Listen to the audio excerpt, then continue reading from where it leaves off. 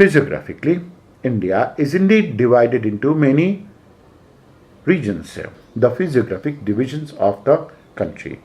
So one of them is the peninsula, the Himalayan region, of course the Gangetic Plain region, the coastal plain regions, and then the islands. The Indian peninsula as a physiographic division is going to be studied at 3 different levels.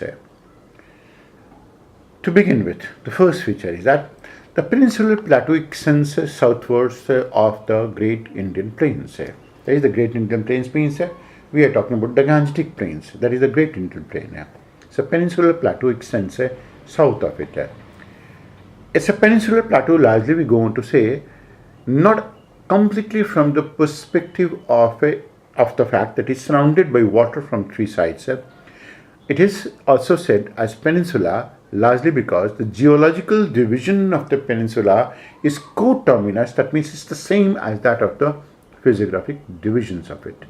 600 to 900 meters is general elevation, and most of them going to be having a height of over 400 meters above the sea level, with the highest peak being, as the Britishers called it, Annaimudi, and it is pronounced, it is also going to be called as Annaimudi, but in general it is going to be called by the name of Anamudi.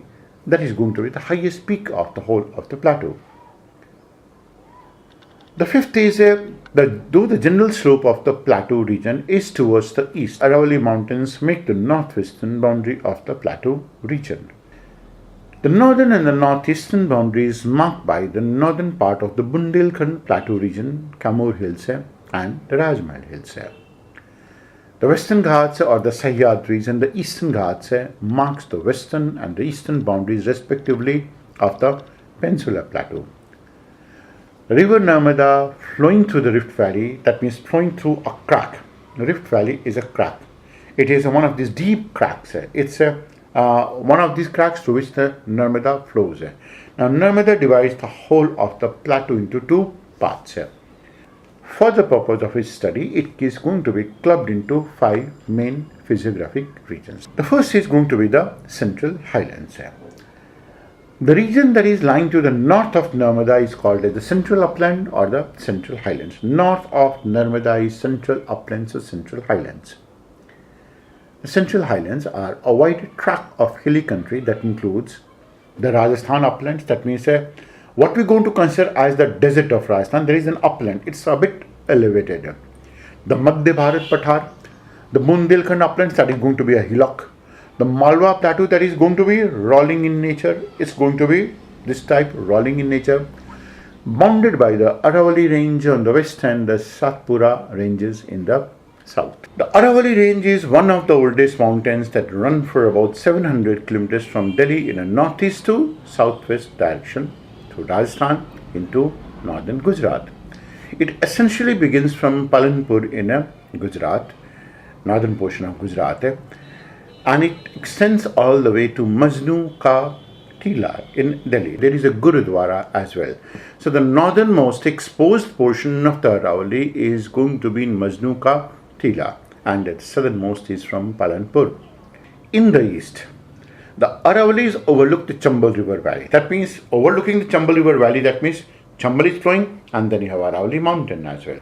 South of Beawar, all movements are restricted to such type of 4 passes. There are 4 passes through which Aravallis can be crossed. Bar, the Pipli Ghat, Dewar and the Desuri. Guru Shikhar on the Abu Hills is the highest peak of the Aravalli, and Mount Abu is the only hill station that we have in Rajasthan. Rajasthan uplands about 250 to 500 meters high and they lie to the east of the Aravalli mountains.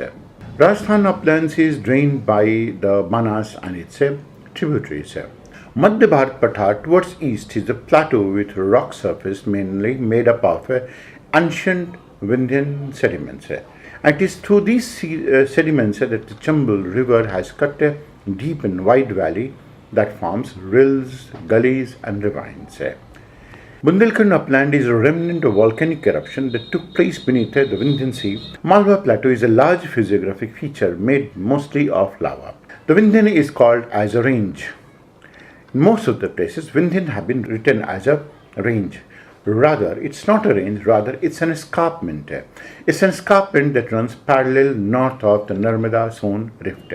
That is, it is running parallel to the Narmada zone Damodar rift valley. Damodar doesn't come into picture here. South of the Vindhya lies the Narmada zone rift valley.